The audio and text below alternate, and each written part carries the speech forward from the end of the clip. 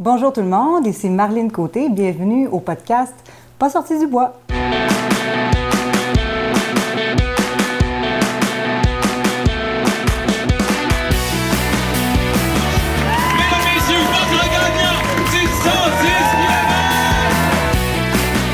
Si tu commences à te sentir bien en courant un ultramarathon, fais-toi-en pas, ça va passer. Grand champion du 125 km! Ouais, ben, on n'est pas sorti du bois, hein? Bonjour tout le monde, bienvenue à ce deuxième épisode de Pas sorti du bois. Je suis en compagnie de Marlène Côté, directrice générale de l'Ultra Trail Arikana. Donc, rentrons dans le vif du sujet, en fait. Oui. Commençons directement comme ça. Non, mais je voulais qu'on parle, qu'est-ce qui t'a mené, autant dans le parcours personnel que professionnel, à prendre la direction générale de l'Ultra Trail Arikana, qui est un événement qui est dans quelques semaines. En fait, au moment où cet épisode-là va sortir, on va être à quelques jours du départ. Donc, qu'est-ce qui t'a mené vers Arikana? Bien, c'est une bonne question avec une longue réponse. Oui, je vais mais essayer c'est de faire parfait. ça court. Mais je te dirais qu'à la base, c'est un peu une surprise, dans le fond, qui est arrivée dans ma vie. Je n'ai jamais planifié, disons, me rendre là dans ma carrière. Moi, à la base, je m'orientais vers du journalisme, politique. C'était vraiment mes champs d'intérêt. C'est là-dedans que j'ai étudié aussi. Mais dans les 10-12 dernières années, la course à pied et la course en sentier a pris graduellement beaucoup de place dans ma vie. Puis, au fur et à mesure que les années ont passé, disons que la passion a rattrapé la profession. Puis, pour faire une histoire courte, à un moment donné, c'est ça, là, il y a des opportunités qui se sont présentées jusqu'à avoir l'opportunité de devenir directrice générale d'Arikana. Mais c'était pas prévu. Puis, ça a été une belle surprise, dans le fond. Puis, j'apprécie beaucoup ce travail-là aujourd'hui, ouais. Ah ben c'est le fun. Est-ce que tu étais là au début, en 2011, quand ils ont lancé Arikana, ou tu es arrivé un petit peu après? Je suis arrivée en 2017, moi, donc ça fait 3 ans seulement que je suis directrice d'Arikana, mais ça fait longtemps qu'on connaît l'équipe en place. Pour faire une histoire courte, dans le fond, quand j'ai commencé à courir en 2008-2009, je faisais beaucoup de courses à pied, sur route et en sentier. Puis en 2010, moi et des amis, on a eu l'idée de lancer le demi-marathon de l'île aux Coudes. Je ne sais pas si tu connais. Oui. Ouais. Donc, on était là sur l'île, puis là, on s'est dit, mais coudonc, comment ça, il n'y a pas de course ici, c'est tellement beau. Puis là, la course à pied, de manière générale, avait comme un gros boom là, à cette époque-là, 2010-2011. Donc là, on s'est dit, il faudrait faire une course ici, c'est bien trop malade. Et donc, il n'en fallait pas plus pour qu'on se lance dans l'aventure, même si on n'avait absolument aucune expérience en organisation d'événements puis qu'on partait de très loin. Là, c'était juste une idée lancée dans les airs, puis finalement, qui a fait son bout de chemin. Puis à cette époque-là, dans le fond, c'est à la même époque où est-ce que Sébastien Côté, le fondateur d'Arikana, s'est installé aussi dans la région pour organiser l'Ultra Trail Arikana. Donc, on a été en contact. OK. Pour se partager des trucs, astuces. Donc, on a appris à se connaître dès cette époque-là, mais de loin, je te dirais. Puis, au fil des années, moi, la course en sentier a gagné de plus en plus de place dans ma vie. J'ai commencé à m'impliquer en course en sentier, en organisant des événements, des activités aussi, mais toujours de façon bénévole. Okay. Pour moi, à l'époque, c'était super important que ça ne soit pas mon travail, en fait. Puis, il y avait des gens qui me disaient, mais pourquoi tu n'en fais pas ta job? Il me semble que tu aimerais ça, tu serais bonne. Puis, je leur disais que je voulais pas, en fait, que ça devienne mon travail. J'avais trop peur que le travail étouffe la passion. Ouais. J'avais peur que j'aille moins de fun dans ma passion si ça devenait quelque chose de trop sérieux puis officiel. Donc, je refusais à cette époque-là d'en faire mon travail. Mais c'était un engagement bénévole qui était quand même assez grand. Là. Puis en 2014, j'ai été ambassadrice de l'Ultra Trail Arikana comme coureuse sur le 80 km. Donc, c'était la première édition du 80. Puis, donc j'avais quand même pas mal de liens déjà avant de devenir directrice. Là. Ah, ben c'est le fun. Fait que le parcours remonte. Tu avais fait quoi avant quand tu disais que tu étais impliqué dans d'autres organisations? Est-ce que j'avais vu Trail de la Nuit Polaire? Je pense que tu étais impliqué. Oui, exact. C'est cool. Donc, on a organisé le Trail de la Nuit Polaire. On l'a créé. Au départ, c'était juste à côté de chez nous, à Saint-Jean-Chrysostome. OK, ça a commencé à Rive-Sud? Oui, je savais pas. Au coin de la rue chez nous, on s'en inscrivait à la balade les 2 premières années. Okay. Finalement, ça a grossi quand même assez rapidement. Ah oui. Puis là, on a déménagé ça à Duchesnay. Puis après 1 an ou 2, là, on l'a laissé à une organisation tiers parce que c'était rendu trop gros. Mais en fait, on coordonnait déjà avec eux l'organisation de l'événement, donc avec Horizon 5, en fait, qui travaille d'ailleurs avec nous, avec l'Ultra Trail Arikana. Okay. Donc, c'est une petite communauté de serrée, là, la course. La communauté de trail au Québec est toute petite. Je pense qu'à l'échelle même mondiale, c'est un sport qui est un peu niche, puis il y a cet esprit de communauté-là qui demeure même à l'échelle internationale, mais encore plus Ouais. Au Québec. Tu sais, quand je voyais que Jean Fortier, qui est le fondateur de Transvalley, du QMT, est aussi directeur de course d'Aricana. Puis tu sais, c'est un petit Tout milieu, interrelié. puis tout le monde se connaît. Puis je pense que c'est ce qui en fait la beauté du sport. Là. Exactement. Tout le monde se connaît, Tout à puis fait. tout le monde sait. Mais c'est ce que je trouvais intéressant, en fait, de te recevoir, même dès le début de ce podcast-là, c'est que dans les podcasts ou dans la couverture du trail au Québec, c'est beaucoup les coureurs, puis c'est normal, c'est eux qui font connaître le sport. Mais c'est intéressant de savoir les coulisses d'organiser un événement, tu sais. Puis ça me faisait rire, tu sais, quand je voyais des gens se plaindre « Ah, on n'a pas de course cette année, c'est plate ». Comme coureur individuel, je comprends, moi-même, j'avais des courses au calendrier, puis c'est plate quand c'est reporté. Mais ça n'a pas d'impact. Au final, ce qu'on aime, c'est courir dans le bois. Fait qu'on peut le faire avec un dossard ou pas. Mais pour une organisation, pour une directrice générale avec ton équipe, ben c'est un tout autre défi. Puis c'est ça que je voulais voir aussi avec toi. Tu sais, une année comme cette année, qu'est-ce qui est différent? Puis comment vous avez vécu cette pandémie-là? Tu sais, j'ai pas envie qu'on parle juste de COVID tout le temps, mais ça reste que c'est une année qui va être particulière. J'en parlais avec Guillaume lors du premier épisode. On va vivre quelque chose d'assez unique, un ultra-trail, Aricana, en temps de pandémie, avec les masques et tout. Puis, en fait, j'aimerais savoir comment tu as vécu ça du moment que l'éclosion en mars au Québec jusqu'à, on va le tenir, on est à quelques jours de le faire. Bonne question. Je te dirais qu'on est passé, comme tout le monde, je pense, par toutes sortes de hauts et de bas, là. Comme tout le monde, je pense que ça a été un défi professionnel qui est quand même assez grand. Pour moi, ça a été, je pense, mon plus grand défi professionnel jusqu'à maintenant, puis il n'est pas fini. Non, c'est ça. Donc, je ne vendrai pas la peau de l'ours avant de l'avoir tué, puisque l'événement n'a pas eu encore lieu, même si en ce moment, on a confiance que ça se passe bien, là. Ah oui. Mais je te dirais que on a eu la chance d'avoir beaucoup de temps devant nous, comparativement à d'autres organisations qui ont été surprises très tardivement par les événements. Donc, nous, on a eu le temps de réfléchir, de prendre du recul, de consulter, puis de prendre des décisions éclairées et mesurées, là. Puis je te dirais qu'on a été vraiment chanceux à cet égard-là. Puis on a aussi la chance d'avoir eu la collaboration d'une super belle équipe, là. Et là, quand je parle d'équipe, c'est à la fois le conseil d'administration, des gens qu'on engage, des super bénévoles qui s'impliquent avec nous. Donc, on a comme une bonne équipe autour de nous, là, puis c'est ensemble, qui, en se consultant et en se parlant régulièrement pendant toute cette période-là, qui avons pu prendre la mesure de ce qui se passe puis essayer de prendre les meilleures décisions. Donc, mais ça n'a pas été des décisions faciles. Puis je te dirais que ça a changé pas mal, en tout cas. On n'était pas loin. Je te dirais, là, je t'avouerais même qu'on était vraiment, vraiment sur le bord d'annuler, là. Ah ouais? Oui. Donc, au début, nous autres, dans le fond, on s'était donné la date butoir de 3 mois, qui était pour nous assez charnière pour l'organisation de l'événement. Donc, on parle de juin. Début juin. Ouais. Puis, début juin, là, si on s'en souvient, là, on commençait à déconfiner. Il y avait encore beaucoup de peur dans l'air. Ben oui. Ah oui, vraiment. Puis, tu sais, il n'y avait vraiment rien de sûr, là. Tu sais, les risques étaient quand même assez grands encore. Donc, nous, on avait une grosse décision à prendre à ce moment-là. Puis, avant d'annoncer une décision, en fait, il faut la prendre au moins une semaine avant. Tu sais, mais tout va tellement vite en ce moment. Tout peut changer quasiment d'une journée à l'autre. Donc, il faut vraiment se préparer et être à l'affût de ce qui se passe, là. Donc, à début juin, là, j'avais enregistré ma vidéo d'annulation. Ah oui, OK, c'était à ce point-là. Ouais. Notre communiqué de presse était prêt, tous nos outils étaient prêts. Oui. On était vraiment prêts à annuler parce qu'à ce moment-là, il y a 3 mois, les enjeux éthiques nous apparaissaient vraiment trop grands. Ouais. Ça me paraissait inconcevable d'organiser un événement en contexte de COVID où on allait rassembler plein de gens ensemble puis mettre à risque la vie et la santé de gens et d'individus. C'était comme le point crucial avec lequel j'arrivais pas, moi, à me réconcilier. De devoir défendre ça, parce qu'en tant que directeur général, tu es la porte-parole, donc les décisions, même si sont prises en groupe, c'est toi qui en es la porte-parole. Fait que il y a ce risque-là, autant personnel que comme organisation, je suppose. Oui, donc pour moi, là, cet enjeu-là éthique était vraiment grand, là, puis on avait encore de la difficulté à mesurer le COVID, le virus lui-même, dans quelle mesure il était négatif, là, comment je pourrais dire ça, dangereux. Ouais. Donc, et là, mais juste à ce moment-là, dans le fond, on avait eu aussi l'idée de lancer le loup solitaire à Aricana, donc on s'était déjà mis en mode solution, évidemment, donc on essaie de réfléchir à qu'est-ce qu'on pourrait faire pour garder le monde motivé, puis garder notre équipe. Active. Oui, c'est ça. Donc, tu sais, on disait, OK, si mettons on annule, on fait quoi? On va pas rester les bras croisés puis attendre pendant un an là, de reprendre nos esprits. Puis même là, on ne sait même pas si dans un an, où est-ce qu'on va être. Là. Fait que Donc, on s'est mis en mode solution, puis il y a des bonnes idées qui sont sorties dans un comité de bénévoles qu'on a mis en place, dont le loup solitaire aricana. Donc, c'est vraiment eux qui ont eu l'idée. Là. Okay. Je leur donne tout crédit. Donc, moi, j'ai simplement pris la balle au bon, puis je me suis dit, crème, il y a quelque chose à faire avec cette idée-là, puis on l'a propulsée, puis je te dirais qu'on est vraiment content de ce que ça a donné pendant l'été.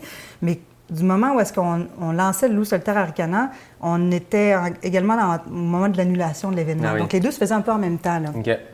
Parce qu'il fallait quand même lancer le loup solitaire aricana pour que ça marche pendant l'été. Donc là, notre idée, c'était de se dire, bien, lançons l'événement estival, qui est prioritaire là, pour nous permettre de mettre la table, puis on va annoncer l'annulation plus tard. On se donnait une semaine ou deux pour faire l'annonce. Donc, comme je te disais, on était prêts à faire l'annonce, mais là, dans ces 2 semaines-là du mois de juin, le mois de juin, je ne sais pas si tu remets, ça s'est déconfiné là, à une vitesse folle. On est passé de l'extrême confinement, puis on ne savait pas quand on allait en sortir. Hein? On dirait que l'été a comme amené ce souffle-là. Puis le nombre de cas a finalement commencé à descendre, parce que ça a été stable pendant des mois, stable dans le sens négatif du terme, où il y avait toujours 1000 cas tous les jours. Puis à un moment donné, juin, on est passé de 1000 à 500, à 300, à 100. Puis là, on a comme vu un peu une lueur d'espoir, je suppose, pour vous. Là. Exact, c'est ça. Donc là, on s'est dit, OK, là, on est-tu en train de prendre la bonne décision?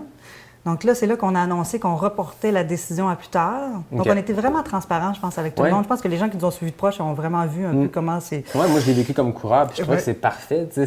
On avait l'heure juste, puis tout le monde est conscient en ce moment qu'on est dans le néant. Il n'y a personne qui a vécu ça. Nos gouvernements, en ce moment, ils innovent du mieux qu'ils peuvent, puis chaque petit événement, chaque organisation, chaque entreprise le vit du mieux qu'il peut. Mais je pense qu'en tant que coureur, en tout cas, on a apprécié cette transparence-là qu'à un moment donné, vous nous avez dit, bien, on se donne à telle date. Puis je pense qu'à un moment donné, vous avez repoussé la date où vous alliez prendre la décision. Mais c'est comme, cool, il y a de l'espoir. Ouais, puis... Au lieu de s'en tenir à une date, parce que c'est la date qu'on avait annoncée. Donc là, on s'est dit, bon, donnons-nous un petit peu plus de temps pour voir comment ça va évoluer tout ça, reconsulter, rediscuter, réévaluer, ressoupeser les pour et les contre. Non, mais tu sais, c'est ça pareil, là, refaire nos scénarios financiers, étirer l'élastique le plus longtemps possible, puis se dire, OK, on va être capable, dans ce délai-là, après ça, du moment où est-ce qu'on ouvre la machine, on va être capable de livrer la marchandise. Ça, c'était l'autre enjeu aussi. Puis bon, c'est là qu'à un moment donné, on s'est dit, bon, mais si on coupe les courtes distances, là, on minimise beaucoup les risques, on diminue le nombre de personnes, on s'ouvre des portes. Après ça, est-ce qu'on est capable de gérer nos longues distances? Est-ce que ça fait du sens? Est-ce qu'on est capable de gérer ce risque-là? Et c'est là qu'on s'est rendu compte qu'il y avait de l'espoir. Là, puis après ça, au fur et à mesure, là, c'est là qu'on a engagé une firme aussi pour nous aider au niveau du soutien sanitaire, que là, on s'est mis à vraiment comprendre qu'on serait capable de le faire, là, tu sais. Puis que les enjeux éthiques dont je parlais tout à l'heure, qui pour moi étaient comme irréconciliables au départ, bien, si on arrivait à bien les gérer, à ce moment-là, les autres enjeux aussi qui sont super importants, dans le fond, là, les enjeux sociaux, économiques, qui sont vraiment importants et qui pèsent lourd dans la balance, bien, eux autres aussi commençaient à prendre de plus en plus de poids. Là, Fait que c'est un peu comme ça qu'on a géré la chose, mais je te dirais que cet enjeu-là, évidemment, COVID, sanitaire, reste vraiment important et préoccupant en ce moment. Puis ça nous tient vraiment à cœur d'être sérieux dans la démarche parce qu'on veut surtout pas qu'il arrive quelque chose à Aricana. C'est ça. Puis nous autres, on le voit pas juste comme un enjeu pour notre organisation, c'est un enjeu pour toute la discipline de la course en sentier. Puis moi, je suis une passionnée de la course en sentier. Ça fait 10 ans que je m'implique là-dedans. Pour moi, c'est une discipline qui me tient vraiment à cœur. Fait que je veux surtout pas nuire à la réputation des coureurs puis des courses. Au contraire. T'sais. Donc, c'est quand même gros, là, tu sais. Fait que ça, pour moi, c'est super important. Puis je fais vraiment confiance. Si on est décidé d'aller de l'avant, c'est parce qu'on fait vraiment confiance aux coureurs aussi. On le sait qu'on la connaît, notre communauté. Exact. On les connaît, nos coureurs. J'ai vu aller, c'est quand même une gang tissée serrée. Fait que j'ai confiance que les gens soient sérieux, respectueux, puis qu'ils comprennent les enjeux avec lesquels on doit travailler cette année. Là. Exact. Je pense qu'on le sait que c'est la première année, puis c'est probablement la seule année où Aricana va ouvrir la saison. D'habitude, Aricana, ça arrive en fin de saison, mais je pense que les coureurs, la plupart, Aricana n'est jamais leur première course de la saison. Donc là, tout le monde qui arrive là a eu des annulations. Tout le monde connaît la chance qu'on a de hey, on peut enfin faire une course. Fait que j'ai de la misère à concevoir que quelqu'un va arriver puis le masque, c'est pas grave. Non, au contraire, là, on le sait que les règles sont strictes. On a écouté le webinaire, on le sait, puis c'est correct, mais je veux pas qu'on retombe dans le contenu du webinaire parce que vous l'avez fait puis c'est accès aux coureurs. Mais peux-tu nous donner un petit overview de c'est quoi les changements qu'il y a, les départs par bague, les masques et tout ça? Un des principaux points, dans le fond, un des principaux points, ça a été d'essayer de calculer c'est quoi le minimum de personnes qu'on peut accepter dans le cadre de la course pour au moins rentabiliser tout ça, là, Ouais. puis que ça soit fonctionnel. Là. Donc ça a été le premier Parce qu'on calcul. sait que c'est dans les événements comme ça, c'est surtout les courtes distances qui sont, j'aime pas le terme, mais payants parce que il y a beaucoup plus de participants aux courtes distances. T'sais, on peut pas miser sur qu'il y ait 500 personnes qui vont s'inscrire aux 100 km et plus. Puis je suppose que comme toute discipline, c'est jamais au marathon qu'il y a le plus de participants, c'est le 5 et le 10 km dans un événement de route. Fait que je suppose qu'en trail, il y a aussi ça le risque de se dire, ben, si on enlève les courtes distances, il y a un impact financier nécessairement. Ouais. Bien, là, ce qui a peut-être aidé, c'est que dans les 2 dernières années, il y a eu un gros engouement pour les longues distances. Ah oui. Donc là, la masse de coureurs sur les longues distances est quand même intéressante. Puis il y a beaucoup d'engouement pour ces distances-là. Donc, on a été capable de mesurer un petit peu, ça serait quoi le nombre de coureurs qu'on est prêt à accepter, qu'on pourrait accepter pour être capable de gérer, puis que ça soit, rentable. Puis après ça, ben là, dans les mesures, ben c'est toutes des choses qu'on fait déjà régulièrement ailleurs, tu sais, mais qui sont adaptées au contexte de la course. Donc, il n'y a rien vraiment nouveau, tu sais. Puis comme je l'expliquais à des coureurs récemment, en fait, on est vraiment content parce qu'on n'a presque pas coupé dans aucun service. Ouais. Tu sais, il va avoir presque tout ce qu'on offrait déjà, mais ça va être dans la forme un peu que ça va changer. Puis ce qui va surtout changer, c'est le comportement attendu des coureurs, des bénévoles puis de l'équipe. Donc, on va encore offrir un repas d'après-course, du chrono, des parcours bien balisés, des ravitaux complets avec plein de nourriture. Oui. Donc, au niveau des services, on est au rendez-vous puis on est là. Est-ce qu'au début, je n'étais pas sûre. T'sais. Au début, je me disais, est-ce qu'on va faire une course puis finalement, il n'y aura pas de service, ça ne sera pas intéressant. Mais non, je pense que finalement, on va avoir tout quand même... Oui, tout y est.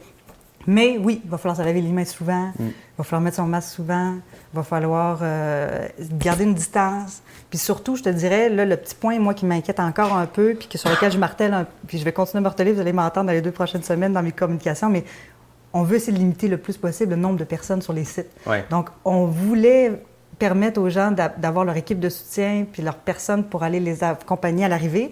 Parce qu'on le sait que finir un 125 km, c'est peut-être la seule fois que tu vas le faire dans ta vie, puis tu veux le vivre avec ta famille puis amis.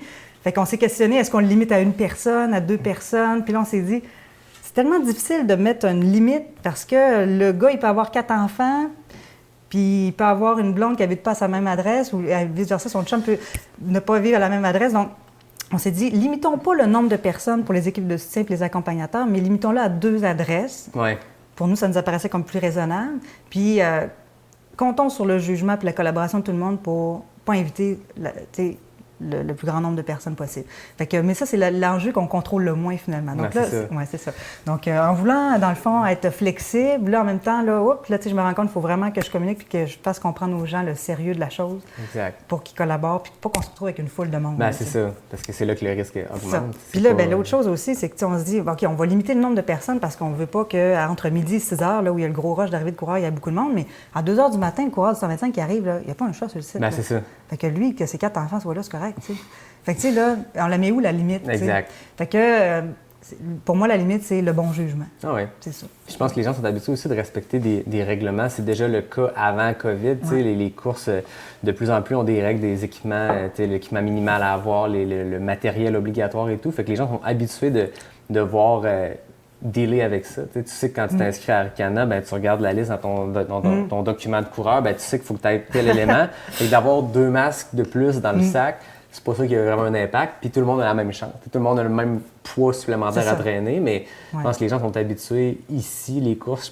J'ai l'impression qu'au Québec, on a des courses plus à l'européenne dans le nombre de matériel obligatoire. J'étais allé faire une course au Nevada, puis traîner ce que vous voulez, on s'en fout. C'est à vos risques et périls. Alors que versus, t'es habitué de voir à l'UTMB ou ces courses-là européennes où tu as la liste de matériel obligatoire. Mais je suppose que là, les gens sont déjà habitués. Les gens qui ont fait Arcana dans les dernières années savent qu'il y a une liste de stock à traîner. Mais ça, c'est récent, hein, cette habitude-là. Oui, c'est ça. Mais c'est une bonne chose, je pense. Puis...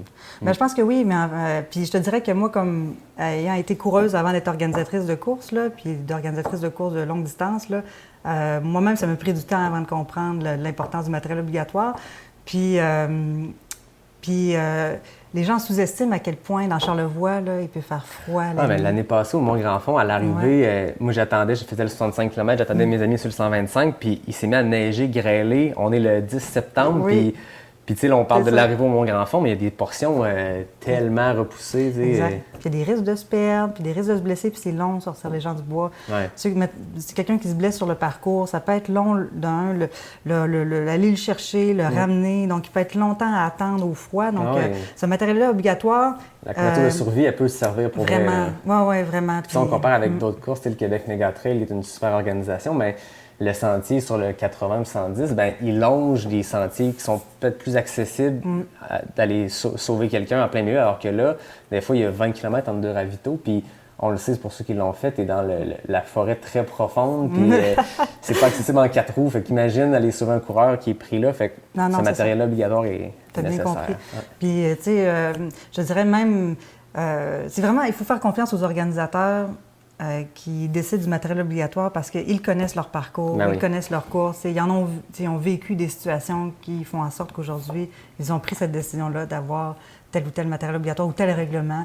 Donc, il y a toujours une bonne raison, souvent, là, pas toujours, évidemment, là, mais la plupart du temps, là, il y a vraiment une bonne réflexion qui est derrière des règlements, puis il faut essayer de faire confiance à l'organisation qui est derrière. Ouais, c'est ça. Exact. Puis tout le monde a la même chance. C'est de ne pas être égal avec tout le monde, de décider, ben moi, je ne vais pas suivre le matériel obligatoire, je vais traîner moins de choses, mais non, tout le monde a la même chance. Oui, il faut que ça soit équitable. C'est un entraînement aussi.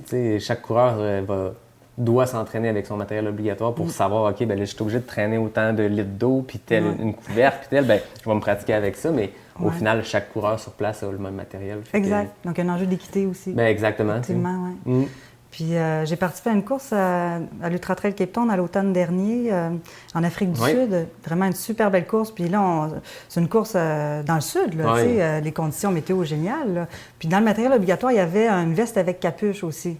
Puis je me suis dit, ben voyons, moi-même, je me suis dit, ben voyons, pourquoi ils demandent ça? Mais bon, du Sud, ils me le demandent, je vais le faire, je vais leur faire confiance.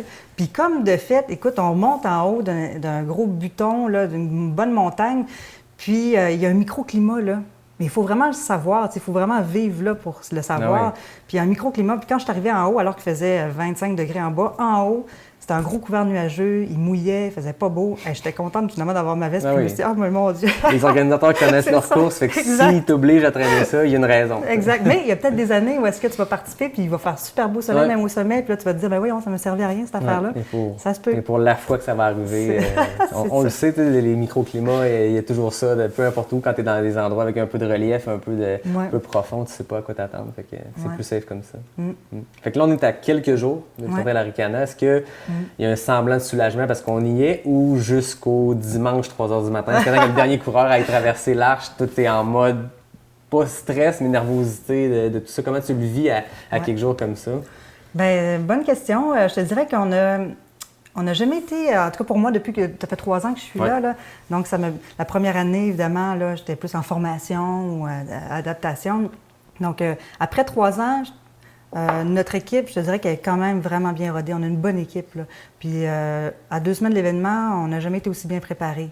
Donc, au niveau logistique, au niveau de la sécurité, on sent que tout le monde est prêt. Là. On est vraiment dans le finalage de détails. C'est le fun, quand tu es rendu là dans ce détail-là. Puis on a vraiment l'impression d'être en contrôle de ce qu'on contrôle. Oui, exact. Fait que là, ce qui reste, c'est ce qu'on ne contrôle pas. Puis l'événementiel, ça a cette frustration-là que c'est un one-shot deal. Oui. Il y a une part d'inconnu que... C'est ça. Tu peux regarder la météo, mais après ça, ce qui se passe pour vrai sur place, c'est tout autre. À un moment donné, quand il y a une affaire dans la séquence qui ne se déroule pas comme prévu, ça peut avoir une chaîne de conséquences qui était imprévue. Donc, l'événementiel, c'est une éternelle frustration, je pense, parce que je pense que c'est rarement parfait. Là, donc, ben, c'est jamais rarement comme 100% comme prévu. Là, donc, faut essayer de se préparer à tout et à toute éventualité. Mais dans l'analyse des risques, bon, c'est ça. Après ça, il faut être prêt à tout. Puis donc, je me prépare à toutes sortes de scénarios, mais c'est sûr que le vrai soulagement, je vais l'avoir, je te dirais, même une semaine après l'événement, quand je vais être sûre qu'il n'y aura pas eu de cas de COVID à Arikana. Donc, ça va me prendre peut-être une couple de jours après, là, quand je vais avoir la confirmation que tout le monde est en santé, que ça s'est bien passé. Tu vas souffler, bon, c'est fait, on est passé à travers. Exact. Parce qu'il y a quand même beaucoup de parts d'inconnus. Puis, c'est comme un spectacle, un événement. C'est comme une pièce de théâtre. Je compare souvent ça à une pièce de théâtre. Tout le monde a un rôle à jouer, une partition à jouer. Puis, tout le monde doit être le mieux préparé possible pour que ça fonctionne bien. Sauf que les spectateurs sont nos coureurs puis ils font partie de l'équation. Puis Puis ça peut amener plein d'éléments aussi imprévisibles. Fait que il y a plein de choses qu'on ne contrôle pas dans l'événement. T'sais, les gens vont dormir dans des chalets avec leur famille, amis. Ils vont se déplacer. On ne sera pas là dans le fond du bois pour contrôler. Puis moi, honnêtement, j'ai pas envie de jouer à la police, puis mes bénévoles non plus. Mais non, c'est ça. On va faire des rappels gentils, amicaux, des règles, des consignes, mais on n'a pas envie de commencer à jouer à la police. Là, vous en avez assez à gérer, ne serait-ce que pour mener l'événement à terme. Puis il faut en plus pas contrôler chaque individu, mais... Ouais. Il va y avoir des rappels gentils, sympathiques, parce que je pense que même si les gens sont habitués aux règles, on a tendance à les oublier parce que c'est pas humain comme de porter un masque. Non, c'est pas naturellement, on a envie de se toucher. Surtout en course de trail, j'ai l'impression qu'il y a une proximité, le nombre d'histoires de tu te mets à courir avec quelqu'un par hasard, puis tu te suis ensemble pendant 50 km, puis il y a souvent cette portion-là qui est là, ça va être différent cette année. C'est correct d'être au même pace de quelqu'un, puis de rester ensemble, mais il y a peut-être la proximité de moins que d'habitude, on finit, puis on se serre d'un bras, puis on est content. C'est ça. Je pense que ce qui va être le plus difficile pour les gens, c'est que vu qu'on est une petite communauté de serrés, une famille, qui presque, là, c'est que là, on va se voir. Il y en a que ça va faire des mois qu'ils ne se sont pas vus, voire un an, voire plus. Puis là, ils vont être contents de se voir, puis ils vont avoir envie de se toucher, là, Mais moi, je leur dirais, faites-le, mais pas dans l'événement. Non, c'est ça. Parce que y a des enjeux qui sont plus grands qu'eux-mêmes. Quand ils vont au restaurant, quand ils vont chez leur famille, amis, c'est leur vie privée, mais là, il y a des enjeux qui sont au-delà de leur cocon. Là, donc, à ce moment-là, c'est ça. Malheureusement, il va falloir qu'on limite ces interactions-là, ce qui n'empêche pas de parler à quelqu'un à 2 mètres de distance avec un masque, mais c'est ça. Fait que on est là. Mais ça va bien aller. Je suis sûre qu'on va vivre... Honnêtement, là, je me sens vraiment en confiance. Oui? C'est j'ai vraiment l'impression qu'on va avoir un super bel événement. Je sens la vibe, là, les coureurs sont tellement contents. Il y a une fin, je pense, de la part de tous les coureurs-coureuses parce que ça va être la première course de l'année puis une des seules.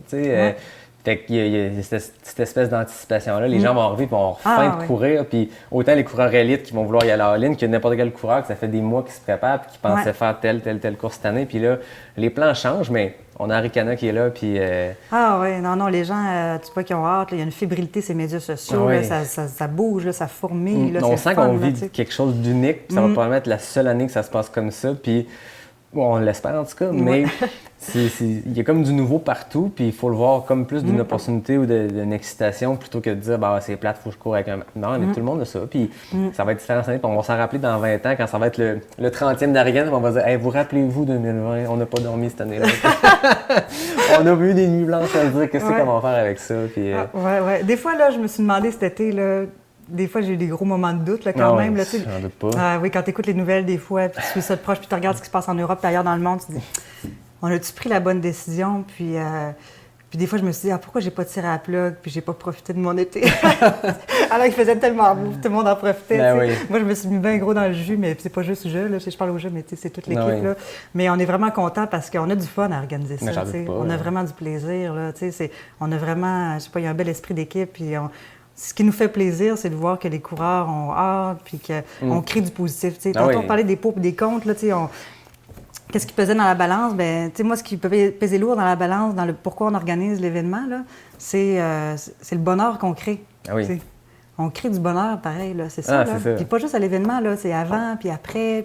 Puis ça, c'est super important. Là, c'est les événements qui gardent motivés aussi. Dans ce cas, je parle pour moi, mais pour parler à plein de coureurs, la plupart, c'est l'événement, c'est le fun de participer, mais c'est aussi que c'est la motivation. Tu sais, quand tu es en janvier, en train de t'entraîner dans une tempête de neige, puis tu te dis pourquoi je fais ça? Mais j'ai Arikana qui s'en vient, même si on sait que c'est un entraînement de longue haleine, fait que ça prend ces motivations-là. Puis quand tu traverses la ligne d'arrivée, c'est pas juste je viens de faire 125 km puis je suis heureux, c'est que je viens de faire 125 km puis ça fait 12 mois que j'y pense. Fait que Puis en contexte de COVID, d'avoir cette petite lumière-là au bout du tunnel, je pense que ça a peut-être aidé quelques-uns. Là, parce que ça n'a pas été évident quand même au niveau émotionnel, je pense, pour bien des gens. Là.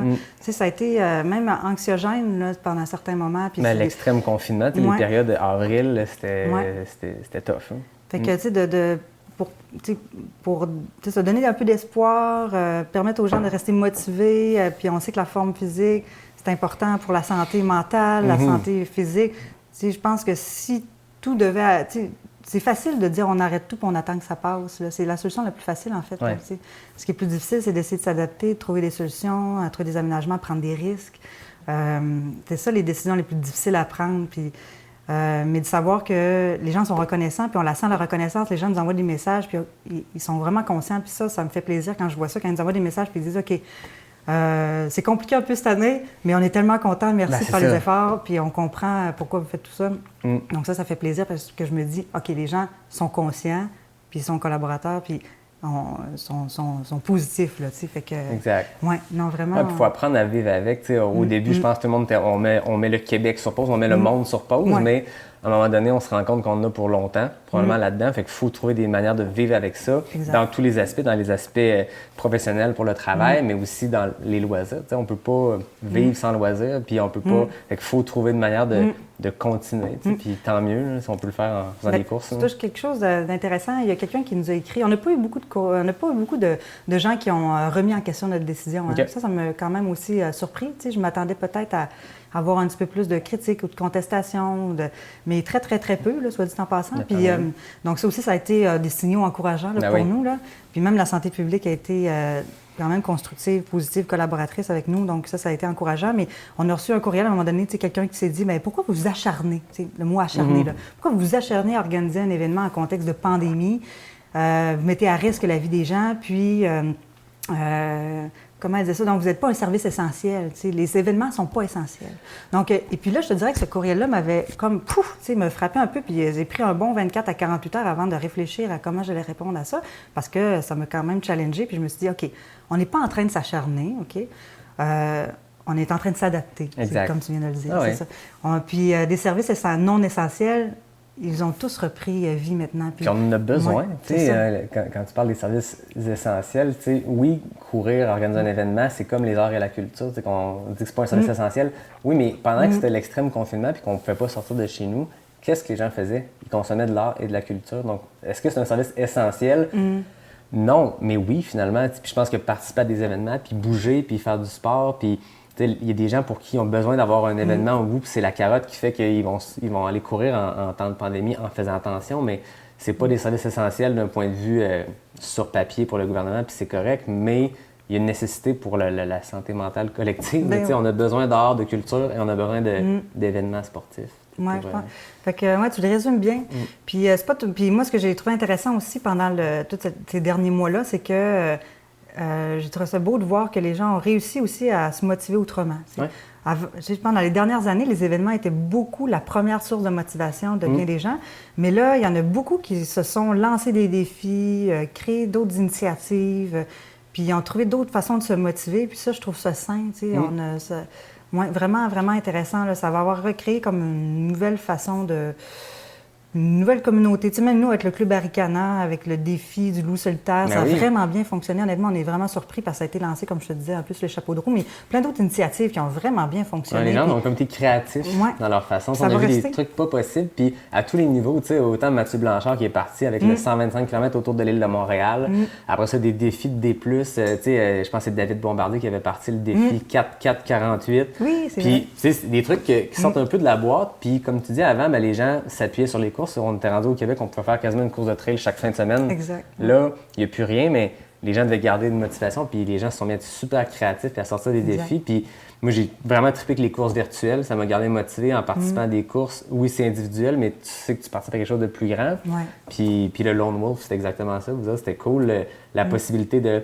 Moi, je me serais jamais inscrit au 28 parce que tant qu'à faire une course à Arikana, je vais m'essayer sur les longues distances. Mais là, c'était cool de découvrir ce parcours-là puis de se challenger sur un défi différent. Puis là, ce qui est le fun, c'est que les gens, on peut comparer l'un avec l'autre parce que les gens ont tous le même parcours. Ils le font juste pas au même moment puis dans les mêmes conditions. C'est qu'il y a un vrai classement. Oui, c'est ça. Puis c'est intéressant. Puis je suis sûr que vous, de votre côté, est-ce que c'est quelque chose que vous pensez garder, même dans des années où il n'y aura plus de pandémie, cette possibilité-là de baliser une section? Puis... Bien, je pense que oui.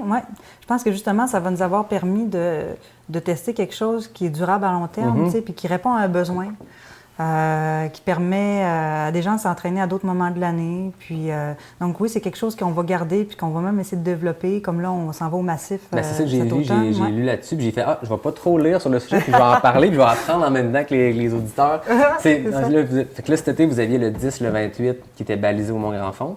Ouais. Et là, cet automne, vous allez avoir un 10 km au massif, c'est ça? Oui, exact. OK. Donc, ça a bien fonctionné cet été. Ça a créé un engouement. On a vu qu'il y avait vraiment un intérêt, que ça motive les gens. Donc, puis nous, on a toujours eu dans notre planification du développement, de couvrir le territoire de Charlevoix puis de faire connaître l'ensemble de la région de Charlevoix. Puis c'est quand même une assez grande région. Là. Donc cet été, on s'est amusé aussi à faire beaucoup d'activités de découverte. Ouais. Donc oui, il y avait le 5 qui était aussi balisé d'ailleurs. Oui, c'est le vrai. 5, le 10 et le 28 qui étaient balisés au Mont-Grand-Fond, mais on a aussi fait plusieurs activités découvertes sur des nouveaux sentiers plus ou moins connus.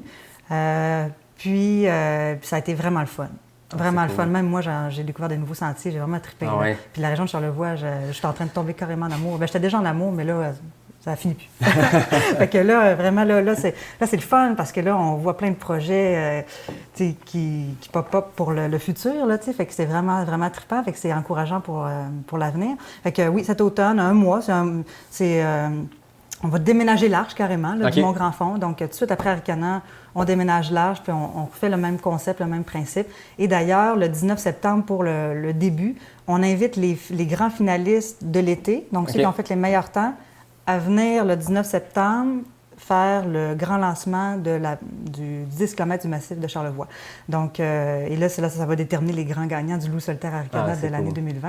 Donc, on a des super beaux trophées là, qui sont déjà produits, qui sont super beaux. Donc, on va s'amuser avec ça. Puis on a d'autres activités qui s'en viennent. On a une fin de semaine d'aventure aussi, le 17-18 octobre. OK. Ça va être c'est en train d'être défini, là. Donc, à repréciser, mais grosso modo, l'idée, ça serait de faire un camping au sommet avec activité découverte avec Frédéric Dion, l'aventurier, OK.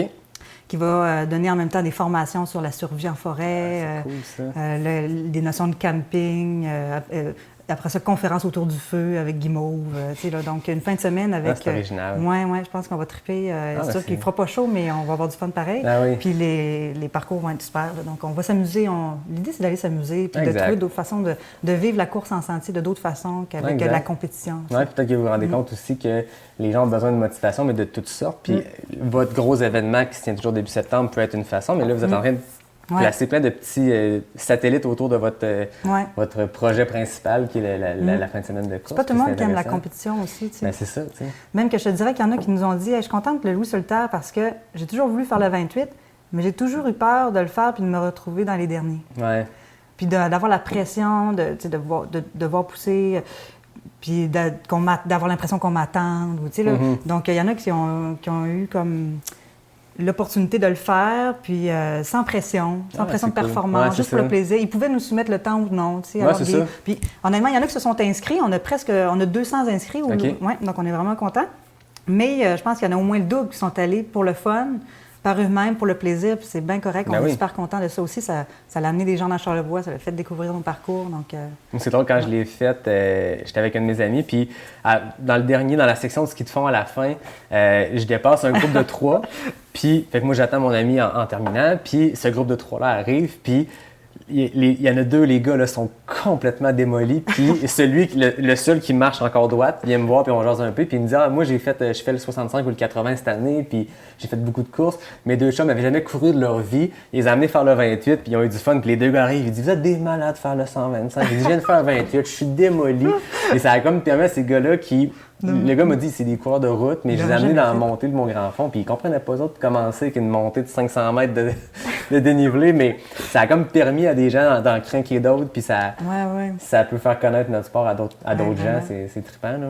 Puis là, tu touches une autre affaire. Là, moi, j'ai l'impression là, que tout ça, là, ça va avoir vraiment créé un engouement pour la course à pied, de manière générale, sur route, mais aussi en sentier, beaucoup. Ah oui. Là, les sports individuels, là, on va avoir gagné beaucoup en popularité, puis aller jouer dehors en nature aussi. Ah oui. Fait que j'ai hâte de voir pour l'avenir, mais je pense que c'est quand même, ça va avoir été positif tout ça pour la discipline. Là. Je pense qu'il va y avoir un gros engouement dans les prochaines années. Là. Il y a des gens qui se sont remis à la course, ou qui avaient arrêté, ou qui considéraient le faire, mais qui manquaient de temps, puis ils ont fait, ben là, j'ai le temps. Fait que les gens, peut-être qu'à un moment donné, se sentent encabanés, puis maintenant, on travaille de la maison, on vit de la maison. Est-ce qu'on peut sortir? Non, mais on peut sortir courir sans rencontrer des gens. Fait que c'est peut-être une occasion de Puis c'est ça qui bouger. est beau avec la course en sentier, c'est le sentiment de liberté, d'autonomie puis d'indépendance. Moi, c'est toujours ça que j'ai aimé avec la course, cette espèce de sentiment-là de grande liberté.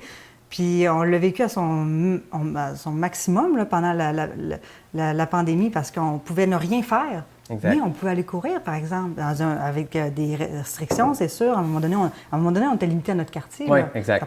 pendant quelques semaines. Fait qu'il n'y a pas grand-chose qu'on pouvait faire. Là. Tu sais, tous les sports collectifs, exact. malheureusement, tu sais, ça a été... mais crème, on pouvait courir, tu sais, on pouvait quand même continuer à faire ça. C'est un beau privilège. Là. Moi, je me sentais privilégiée Ben oui. déjà, tu sais, d'aimer ça déjà. Là, tu sais. Puis que je partais déjà comme... Fait que j'étais contente. Tu sais. Puis ce sentiment de liberté-là, je l'ai vraiment ressenti très fort là, pendant la pandémie parce que je pouvais continuer à faire ce que j'aimais. Exact. On est retourné un peu à la base de la course, qui est un sport minimaliste. Tu sais, oui, quand on fait un ultra, on a besoin de beaucoup de matériel et tout ça, mais ça reste que au final, si tu veux courir pendant la pandémie, puis si tu veux t'aérer l'esprit, ben tu as besoin d'une paire d'espadrilles, puis c'est tout. Ouais. Oui, après ça, quand tu vas faire des longues distances, c'est plus vrai que c'est un sport minimaliste, mais oui, quand ça même, peut tu être sais, exactement. Une paire d'espadrilles, puis un bon manteau, puis on est parti. Tout le monde peut courir ou presque, là, Ah oui. sauf des grosses exceptions, là, mais tout le monde peut courir, c'est accessible à tout le monde. Ouais, c'est bien dit, ça.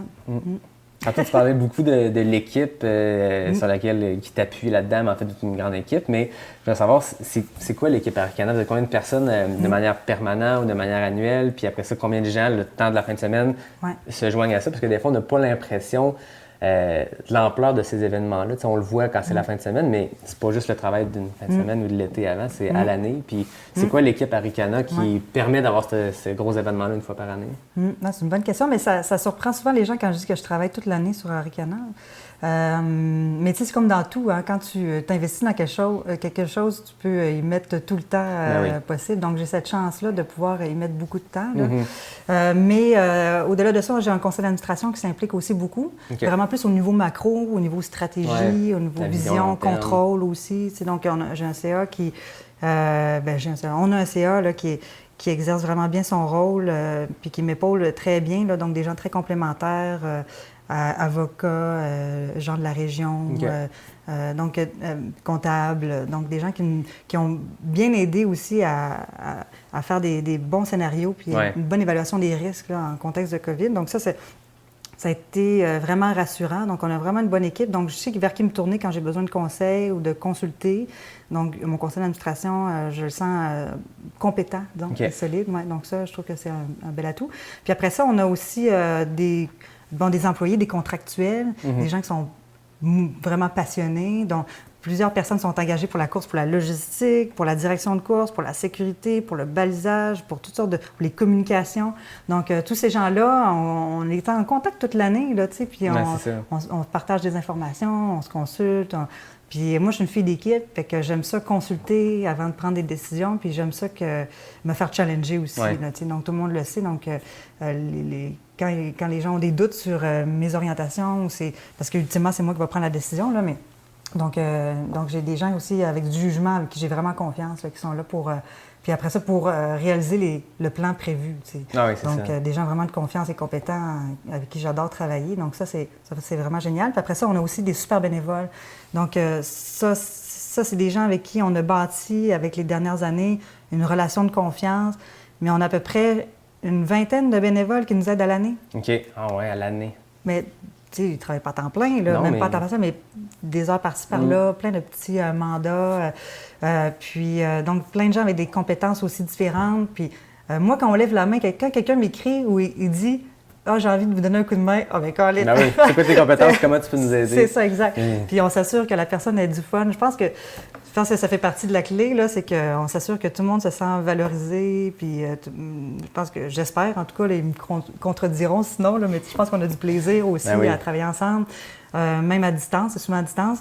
Puis après ça, à temps partiel, à l'année, on engage aussi une fille qui s'appelle Erika Potvin, qui, elle, est là depuis les débuts, en passant. Donc, Erika, qui est dans Charlevoix, qui est mon bras droit, si on veut, c'est la coordonnatrice. Donc, et on espère qu'un jour, on puisse consolider son poste pour que ça devienne un poste à temps plein, mais à suivre, là, selon l'évolution de tout ça. Mais, donc, tout ça compose l'équipe interne de Arikana. Puis, pendant le confinement, pendant le COVID, la pandémie, on a été aussi beaucoup en contact avec les autres organisations. Et beaucoup plus qu'avant. On s'est toujours parlé, là, mais de là à se coordonner, puis à créer vraiment des groupes de discussion, non, pas avant la pandémie. C'est intéressant, c'est le fun, cette collaboration-là. Oui. Donc, tout le monde a ressenti le besoin, à un moment donné, de partager un peu ce qu'il vivait, puis de se sentir comme pas seul dans sa bulle, là. Donc, il y a des groupes qui se sont créés, un groupe avec des courses sur route. Puis ça, on en a parlé un petit peu dans les médias, vous l'avez peut-être vu passer, là, là où on a voulu se pencher sur les mesures sanitaires à mettre en place.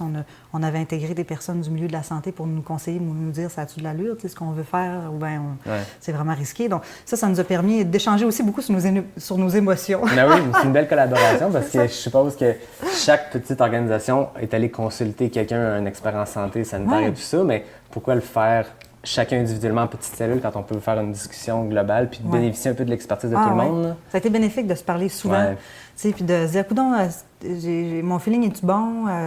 Toi, c'est quoi que tu as su comme information par rapport à ça? Parce que l'autre chose aussi, c'est qu'à un moment donné, c'était comme pas clair, là, tu sais, qu'est-ce qu'on avait le droit de faire ou pas faire, puis ça allait être quoi les orientations des autorités.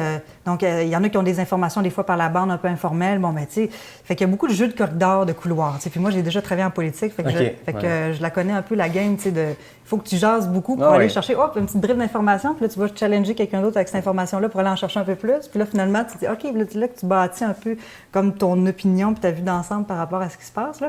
Fait qu'il y a eu ça, puis les courses de trail, à un moment donné, on s'est dit... on a quand même une réalité qui est à part des courses sur route, là. Parce que dans les autres communautés, avec les marathons et tout ça, les autres, c'était beaucoup plus difficile de concevoir, de pouvoir tenir leur événement, puis les enjeux étaient vraiment différents. Fait que les courses de trail, on s'est communiqué, on a communiqué aussi ensemble de différentes façons, puis je suis vraiment contente de cette collaboration-là. Donc, avec le Bromont Ultra, on s'est parlé régulièrement, avec Marie-Christine Dion du Beluga Trail aussi, une belle collaboration avec Sébastien Lachance du Défi des couleurs, Québec Méga Trail. Donc, on s'est parlé souvent. Puis, donc, je pense à resserrer les liens de confiance aussi. C'est important. C'est un petit milieu, puis tout le monde est un peu pas dépendant des autres, mais tu sais, votre succès est pas, c'est pas négatif pour les autres organisations. T'sais, tout le monde, on veut qu'il y ait plus de courses puis plus de coureurs. Fait que le but n'est pas on est en compétition, fait qu'on leur parlera pas. Au contraire, je suppose que tu veux établir ce dialogue-là puis bénéficier de l'expertise de tout le monde. Ben oui, c'est ça. Dans le fond, tu touches quelque chose. On n'est pas vraiment en compétition, tu sais, pas vraiment parce que. Comme tu dis, chaque course est différente aussi. Chaque course a son identité. Puis c'est pas vrai qu'un coureur va juste faire la même course à chaque année. Il faut qu'il y ait une variété de courses pour maintenir l'intérêt, maintenir la passion. Un coureur va faire Arcana une année, il va vouloir faire une autre course l'autre année, puis c'est correct. Puis la roue tourne, puis il va y avoir de plus en plus de coureurs. Puis ensemble, on contribue à développer la communauté. Puis, fait que puis si tout le monde tire par le haut, c'est bon pour... c'est ça. Puis c'est le fun de voir cette collaboration-là. Je me rappelle de Blaise Dubois quand il parlait de est-ce qu'on reporte la trail de la clinique du coureur ou est-ce qu'on l'annule. Puis il était sorti, je sais pas si c'était un article où j'avais lu ça, mais il disait je veux pas le reporter cet automne parce que le calendrier au Québec, les courses, ça s'enligne assez rapidement. Puis il dit, tu sais, moi si je mets mon événement en plein milieu de l'automne, je vais aller nuire à quelqu'un là-bas. Puis je trouvais ça intéressant d'avoir cette conscience-là de dire probablement financièrement c'est plus intéressant de reporter, mais il sait qu'en faisant ça, il va peut-être aller nuire à une autre course parce qu'il va aller mettre son événement en plein milieu de l'automne. Fait que je trouvais ça intéressant, cette conscience-là que là, c'est Blaise, c'est l'exemple que j'avais, mais je pense que tout le monde a cette conscience-là de tout le monde. Puis j'ai même trouvé ça beau, le Québec Méga Trail qui s'est dit, il faut annuler en juin, on va tenir le championnat canadien, mais on va le faire dans le cadre du défi des couleurs, puis joignons nos forces côté logistique parce que ça va mettre en valeur cette course-là. Exactement. Puis ça fait que les gens qui ne connaissaient pas le défi des couleurs, mais connaissaient le Québec Méga Trail, ils vont se rappeler. Puis l'année prochaine, peut-être qu'ils vont avoir trouvé ça cool d'aller courir au Mont-Saint-Anne. C'est beau le défi des couleurs, là, c'est magnifique. Fait que là, tu te dis, ça fait connaître l'événement. Ça crée des synergies, oui. Oui, c'est ça. C'est vraiment intéressant. C'est à l'image un peu du trail. C'est un sport où les gens finissent main dans la main à égalité. Il y a comme cette communauté-là qui est particulière, c'est à l'échelle internationale, mais même au Québec. Puis il y a des compétitions entre les coureurs, mais ça reste... C'est simple, puis c'est une saine compétition, puis tout le monde se connaît, tout le monde est un peu ami avec tout le monde, puis c'est le seul sport où deux coureurs qui font une grosse partie de la course ensemble vont finir, tant qu'à sprinter pour la fin, pour gagner une seconde devant toi, on va le finir ensemble, puis l'organisation va aller mettre les chronos identiques, puis tu as deux gagnants, c'est fou. Puis... Souvent, c'est parce que c'est reconnaître que l'autre a fait partie de ton succès. Ben, c'est ça. Parce qu'il t'a poussé, puis il t'a permis de te rendre jusque-là. Ben oui, tu sais, c'est le donc seul quasiment sport un où ça travail va d'équipe. attendre à la fin, tu sais, puis pas juste des petites courses au Québec, je veux dire, au Grand Raid de la Réunion, François Den qui finit main dans la main avec un autre coureur, puis Kilian puis Jason Schlarb, Wardrock qui finissent ensemble, tu te dis, il n'y a pas ça dans d'autres sports, de se dire, on s'est tenu tout le long, on va finir main dans la main plutôt que sprinter la petite seconde de plus puis finir le nez en avant de l'autre.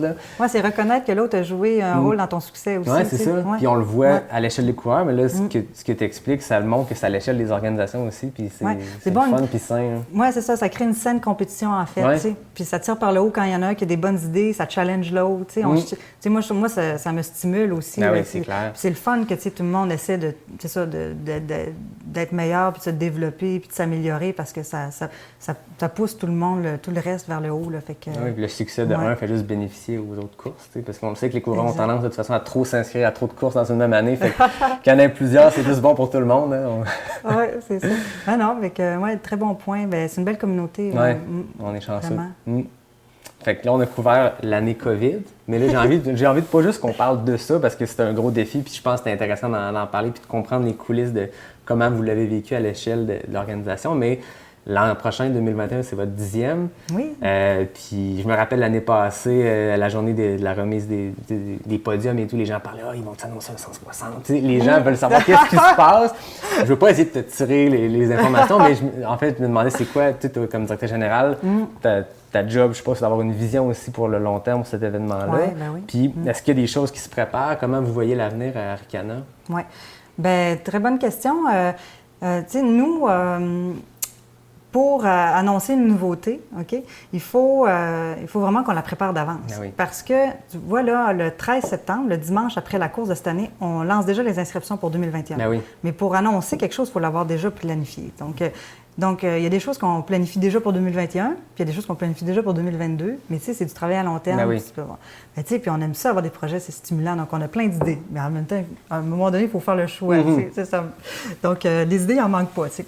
Donc, on a déjà fait quelques annonces. Je ne sais pas si tu as vu. Oui, le 42 en 2021, vous allez avoir 42 km, c'est ça? Exact, oui, c'est ça. Donc, ça, je suis vraiment contente parce que le 42 km, c'est une distance qui est très populaire et qui est accessible. Ouais. Puis, en fait, là, je te dirais... la vision en ce moment, là, c'est de se dire qu'en 2021, ça se peut qu'on soit encore dans le COVID. T'sais. Puis même que... mais probablement qu'à ce moment-là, on va avoir encore des contraintes, mais peut-être moins grandes ou moins sévères, que les gens vont avoir vraiment appris à vivre avec ça, mais qu'il va y avoir encore des mesures sanitaires. Ah oui. Mais à quel point ça va nous contraindre dans le nombre de gens, il y a tout ça, là, dans la... Fait que moi, je ne veux pas partir en part le 13 septembre en vendant 3000 inscriptions. T'sais. Parce que honnêtement, je pense que si on ouvrait les valves, là, l'intérêt serait tellement grand.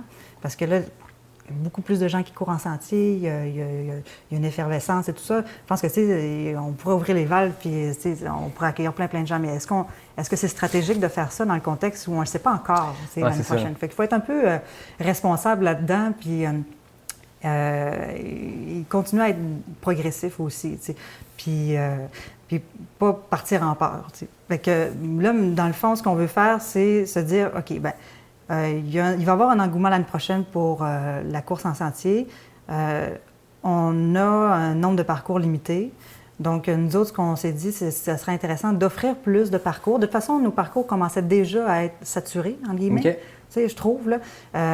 Peut-être pas à l'échelle comme en Europe, ouais. Mais les coureurs québécois ne sont pas prêts à être aussi nombreux sur une ligne de départ comme en Europe. Ouais.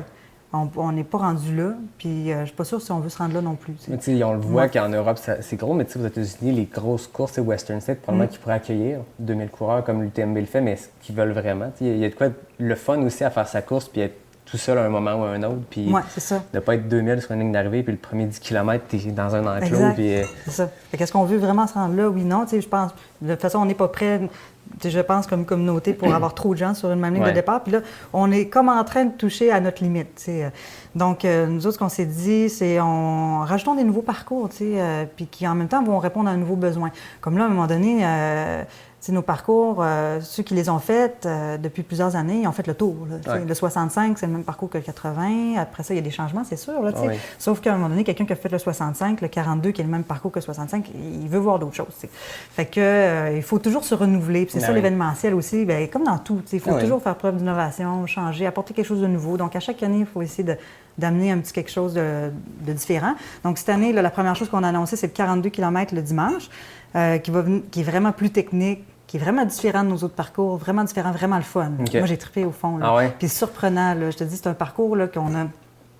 C'est un sentier qu'on n'entend jamais parler. En tout cas, moi, j'en avais pas beaucoup emprunté. C'est juste le bouche à oreille, dans le coin. Même les gens de la région connaissent à peine.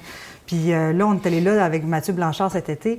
Puis c'est du single track du début à la fin. Donc ça, c'est un enjeu parce qu'on ne peut pas avoir trop de monde sur le sentier. Mais les sommets, là, j'ai vraiment étonné. Des points de vue incroyables. Dans le sommet dénudé, moi, je m'attendais peut-être, la forêt boréale où est-ce qu'il faut que tu as une petite fenêtre, tu as un point de vue, là, mais non, on arrive à un sommet rocheux. Un super beau sommet rocheux avec la vue sur le fleuve, la vue sur la région, vraiment beau. Puis vraiment, là, il y a 2-3 points de vue comme ça qui sont vraiment surprenants.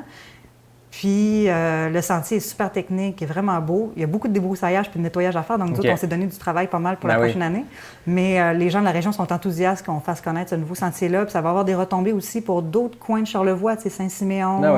Donc, c'est le fun pour la région aussi d'élargir un peu notre rayon d'impact. Donc, ça, c'est trippant. Fait que ce parcours-là, moi, m'enthousiasme beaucoup. Puis vraiment trippant. Puis il va permettre de répondre même à des nouveaux besoins. Mais ça va être un parcours pour expérimenter. Puis ça va peut-être commencer à nous permettre d'offrir des combos, des courses sur 2 jours. Oui, les courses à étapes, comme le Transvallée et tout. Donc, je suis en train de me dire, il y a quelque chose à faire avec ça. Moi, je trippe sur ce genre de courses-là, les courses par étapes. Oui, c'est ça, c'est cool. Puis moi, tu me piques mon intérêt avec cette course-là. Puis, tu sais, des fois aussi, on se dit, je peux pas faire des 100 km, des longues courses tout le temps, mais on veut participer à Arikana, on veut faire le bénévole une journée, courir le lendemain. Mais si quelqu'un s'enligne pour Bromont 160 puis il se dit, moi, 125, 5 semaines avant, c'est beaucoup trop, bien là, c'est le fun d'aller faire son affûtage puis aller faire une dernière longue sortie. Mais de la faire dans un cadre de course, c'est le fun aussi. Là. C'est pas pareil que tu pars tout seul. Tu te pousses plus, c'est sûr. Tu pousses plus, puis tu fais ton dernier affûtage sur un nouveau sentier, tu découvres quelque chose, et c'est intéressant. Ça devient une optique que des gens qui ne pensaient pas à l'Arikana 2021 à cause qu'ils ont un objectif X plus tard, là, on va aller faire de l'affûtage dans un nouveau sentier technique, c'est intéressant. C'est cool. Donc, c'est ça. Donc, ça fait partie des choses à venir, mais il y en a d'autres projets. On a toujours plein de projets. C'est cool. J'en doute pas. C'est on s'amuse. Mais tu sais qu'on est passionné. On explore, on regarde ce que les autres font, on s'inspire aussi de ce qui se passe ailleurs dans le monde. Puis en faisant partie de l'Ultra Trail World Tour, là, c'est vraiment trippant, ça, cette communauté-là. On a parlé de la communauté québécoise, mais même la communauté internationale, c'est un petit monde pareil. Puis en faisant partie de ce circuit-là, moi, je trouve vraiment, là, je trouve ça le fun. Là, on a la chance, l'opportunité de rencontrer d'autres directeurs de course, d'être en contact avec eux. Il y a beaucoup de dialogue entre les organisations du Tour? De plus en plus. OK. Oui, donc il y a des comités de travail, puis quand je participe à d'autres événements de course de l'Ultra Trail World Tour, nécessairement, on rentre en contact. C'est ça, même toi, je l'imagine, quand tu fais une course haute, tu dois avoir ton regard d'organisatrice d'événements, en plus de je fais ma course, je veux bien performer, mais tu regardes autour, qu'est-ce qui se passe? Je prends des photos. T'es inspiré. C'est ça, on s'inspire les uns les autres. Des points de vue, toi, tu prends des photos du ravito. Ils sont bien organisés. Oui, vraiment, les autres courses de l'Ultra Trail World Tour, il y en a qui sont rendus loin. Oui, puis il y a de tous les niveaux. Il y a des courses comme Arikana ou des courses qui sont des plus petites organisations, puis tu as des UTMB, des grosses patentes. Là. Exact, oui. Donc, il y a différents niveaux de courses. Oui, c'est ça. Ouais. Mais on n'est pas tous rendus au même niveau partout dans le monde. Il y en a qui ça fait 20...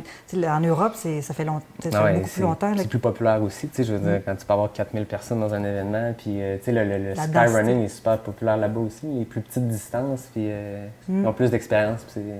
C'est bon, ça permet de fider les autres aussi.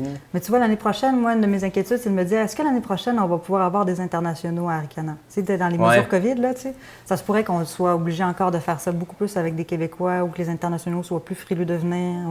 Ça fait partie de l'équation. Est-ce que je peux compter sur les participants de l'international l'année prochaine, pas sûr. C'est les règles de chaque pays aussi qui viennent contrevenir à Exact. ça. En ce moment, on ne peut pas aller aux États-Unis, mais on pourrait aller faire une course en Europe. Est-ce qu'on veut se jeter là-dedans? C'est une autre histoire, mais puis ça avance au jour le jour, puis des fois, les mesures changent, puis les lois changent. Là, nous autres, ça va bien au Québec, mais du jour au lendemain, ça peut changer. Moi, je me prépare à tout. Non, c'est ça. Nous autres, on s'est dit que même jusqu'à la veille de l'événement, on ne sait jamais ce qui peut arriver. Il y a une recrudescence. Même hier, je pense qu'il y avait une nouvelle qui disait qu'il y avait comme un boom, un petit boom là, du COVID. Là. Puis quand je regarde des fois ce qui se passe à l'international aussi en France, ça peut changer du jour au lendemain. Donc, on se prépare à tout. En France, il y avait plein de courses qui allaient avoir lieu, puis là, finalement, une deuxième vague part, d'autres annulations. C'est ça. Donc, il ne faut rien... on avance à tâtons, puis on ne sait pas trop. C'est ça, il n'y a rien de sûr tant que l'événement ne sera pas fini. Non, c'est ça. Mais ça s'en vient. En même temps, là, le délai se raccourcit, donc les chances, ça augmente. Alors, on est à 2 semaines. Donc, je ne veux pas insécuriser les coureurs, mais en même temps, c'est ça. Il faut être conscient que tant que c'est pas fait, c'est pas fait. Ça fait partie de la game. Avant de terminer, moi, quand je faisais ma petite recherche pour me préparer, je connaissais Marlène, l'organisatrice, la directrice générale, mais j'ai comme découvert Marlène, la coureuse. Puis, non, mais c'est un palmarès quand même intéressant. Je ne vais pas le faire au complet, mais je tiens à mentionner beaucoup de premières places de l'UTHC 80, mais 3e place Monument Valley en 2015, 2e place au Sky Marathon, le Hôtel du Mont-Albert. Vraiment impressionnant comme palmarès. Tantôt, je parlais avec Guillaume. Le premier épisode, je parlais avec Guillaume qui avait gagné la Trail Coureur des Bois. Mais finalement, toi aussi, tu as eu du succès à Trail Coureur des Bois l'année passée. Fait que, en fait, j'ai envie de parler à Marlène, la coureuse. L'Ultra Trail Cape Town, ça devait être un trip exceptionnel en Afrique du Sud, puis de courir. Puis tu as quand même fait un top 10. C'est impressionnant. Ah, ben t'es fin, mais c'est gentil. Mais écoute, moi, je pense pas que je suis dans les grandes athlètes. J'ai de la chance parce que... Au nombre de podiums que je vois là, tu peux le prendre. Puis je pense que tu as eu beaucoup de succès quand même, c'est impressionnant. Bien, je suis une fille passionnée, tu sais. Puis comme je le dis souvent, ce qui est drôle, c'est que pourtant, moi, je pense que je suis pas nécessairement plus en forme que bien des autres femmes qui courent en sentier ou d'autres femmes qui courent, tu sais. Sauf que j'ai un mental qui est quand même assez fort, puis les fils se touchent quand je suis sur une course. Donc, j'ai tendance à peut-être pousser la machine un peu trop fort, tu sais. Okay. Donc, je ne suis pas un exemple nécessairement à suivre à ce niveau-là tout le temps, mais tu sais, j'aime ça me donner à mon maximum, là, tu sais. Puis quand je suis dedans, tu sais. Puis c'est rare que ça casse. En fait, je pense que ça a rarement cassé. Donc, je joue avec ma limite. T'as-tu un DNF à ton actif ou quand tu prends une ligne de départ, on se rend à la fin no matter what? Bien, je me suis blessée une fois là, au trait de la Guinness du coureur. Là, c'était impossible d'avancer. Là, j'avais une fracture du pied. Mais sinon, ça remonte à quand j'ai commencé à courir des marathons en 2008. Là, j'avais fait un abandon. J'avais une blessure là encore. Mais sinon, non, pour l'instant, j'ai jamais cassé. Donc, mais là, mental d'acier. Tu peux une table en bois. Mais je joue beaucoup avec ma limite. Puis des fois, je me demande comment ça, j'ai pas cassé. Là, parce que je joue avec cette limite-là. Mais c'est pas tout le monde qui est à l'aise de jouer avec cette limite-là, qui n'est pas le fun, en fait. T'sais. Des fois, je me dis, mais pourquoi je fais ça? Ça va creuser dans le code profond. Oui, je me dis, mais pourquoi je me fais mal de même, là, Je comprends. Mais tu sais, c'est l'envie de pousser et de me donner au maximum. Puis en même temps, j'aime ça, tu sais, quand j'ai le sentiment de satisfaction d'avoir donné mon maximum. Là, puis je me dis, peut-être qu'en vieillissant, ça va s'atténuer, ça, tu sais. Non, puis c'est dur à expliquer pour des gens de l'extérieur d'aller puiser dans ces ressources-là, puis à tous les niveaux, tu sais. Que ce soit une course que tu termines première ou juste quelqu'un qui ça prend 30 heures à compléter un 100 km, peu importe. Tu sais, chacun qui fait un ultra, chaque coureur, chaque coureuse va profond, va creuser loin. Ouais. Puis c'est dur à expliquer pour des gens de l'extérieur qui regardent ça de loin ou des coureurs de route qui font « Pourquoi vous faites ça? » Mais je pense qu'il faut le vivre, il faut commencer à le faire. Puis là, toucher un peu cette limite-là sur une distance plus courte puis se dire « Je peux faire plus. » Puis on va voir jusqu'où l'élastique, je peux l'étirer. Puis... Moi, j'aime pas ça arriver à une course puis avoir le sentiment que j'ai pas donné mon maximum. Ouais. En fait, c'est contre ça que je lutte. C'est pas tant que j'ai envie de faire une super bonne performance puis d'être sur un podium. C'est pas ça qui m'allume. C'est vraiment avoir envie d'avoir donné tout ce que j'avais puis que j'aurais pas pu faire mieux. La motivation est plus mais ça, c'est dans ma vie aussi, de manière générale. Je pense que c'est tout le temps comme ça aussi. Je te sens passionné autant de la direction générale d'Arikana puis en tant que coureuse devant une course, mais de tout donner. Puis, je veux pas avoir de regrets d'avoir coupé le coin rond, de pas avoir... Tout ce que j'essaie, tout ce que je contrôle, je veux le faire du mieux que je peux. Je veux pas être la meilleure. Je veux faire le mieux que je peux. C'est ça. Mais dans la course, c'est ça. Ça se traduit par... Des fois, c'est ça, je vais trop loin. Si ce mieux-là est un podium, tant mieux. Mais je comprends que c'est pas l'objectif principal. C'est de faire la course puis de tout donner. Puis Mais là, je te dirais que ces temps-ci, je m'entraîne beaucoup moins. OK. Tantôt, on parlait de la passion, profession, puis Ouais. j'avais peur que la profession elle étouffe un peu Est-ce la que tu passion. le sens, Non, ou- mais ça l'a pas étouffé la passion, en tout cas. Ça, c'est OK. sûr. Je suis encore autant passionnée qu'avant, puis autant motivée de courir.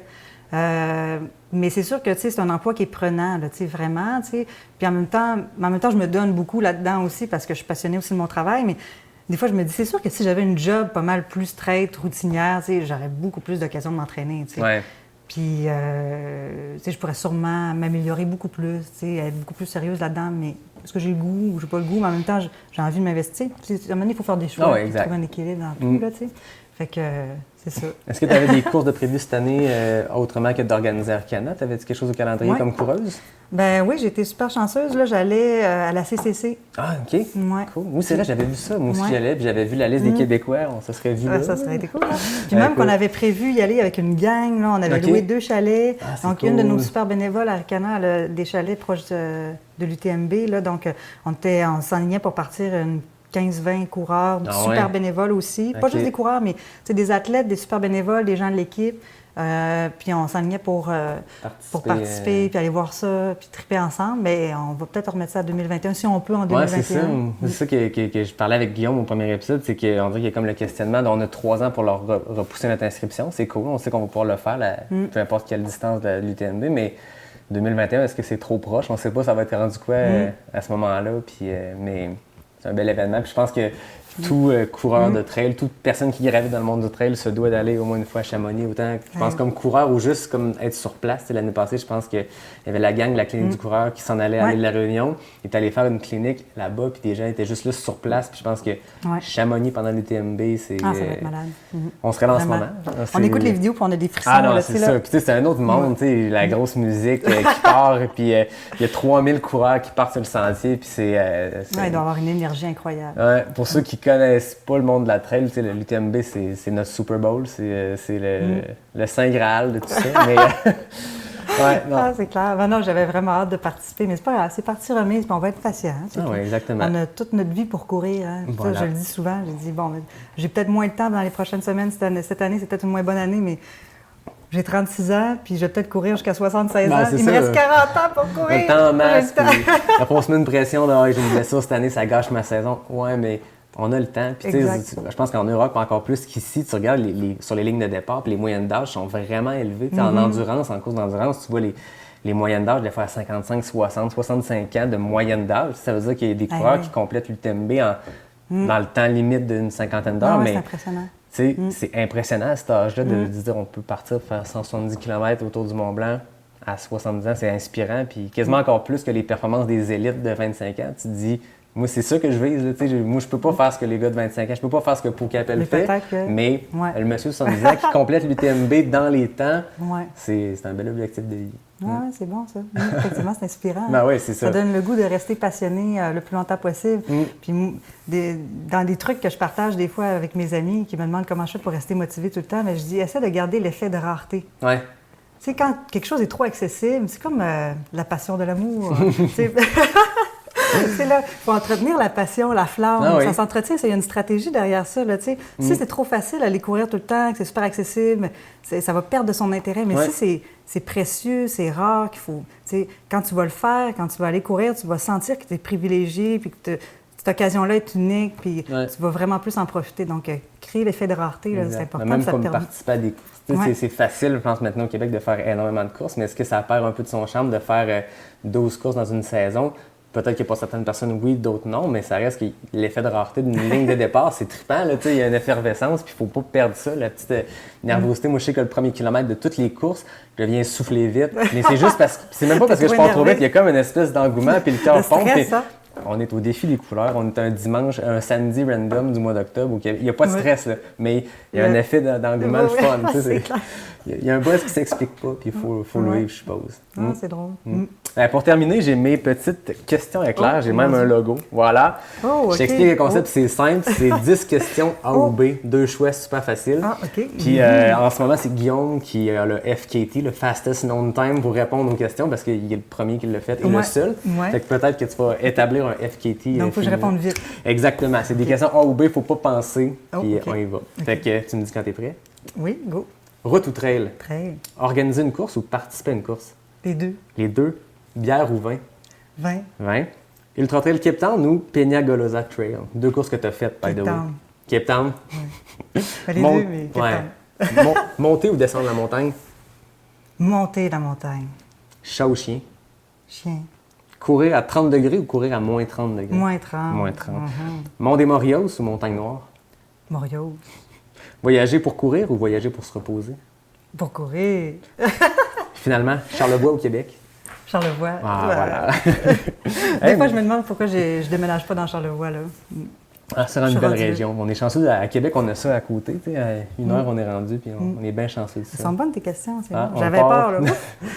Mais non, c'est pas des questions de connaissance générale, c'est juste, voilà, A ou B, il n'y a pas de mauvaise pour me réponse. saisir un peu plus, ben oui, c'est le fun. Exact. Ah, ben c'est cool ça, Ben, merci. c'est cool. Ben, merci beaucoup de t'être prêté au jeu. Comme je disais dans l'épisode 0, quand j'ai eu l'idée de ce podcast-là, je me suis dit, bon, ben, il y a un timing avec Arikana, puis il faut que je reçoive Guillaume et Marlène. C'était mon bucket list. Pour vrai, je me suis dit, j'étais en train de courir, puis j'ai finalement pris la décision. Ça fait des mois que je pense à faire un balado, là.